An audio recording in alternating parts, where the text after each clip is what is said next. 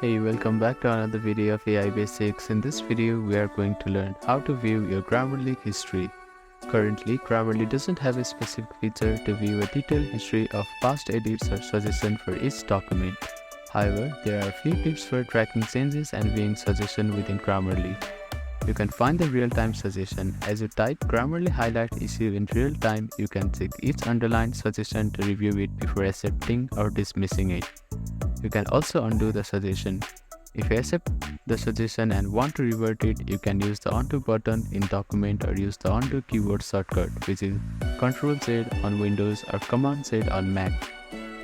And you can also view your history on the Grammarly tab.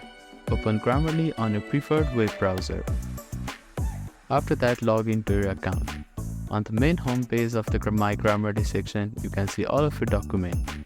If you have deleted it, you can find it on the trash folder here. These steps can help you monitor changes while using Grammarly, even if a direct history feature is not available yet. So that is how you can view Grammarly history. Thank you for watching this video. Please do not forget to like, share and subscribe to our channel and comment down if you have any queries.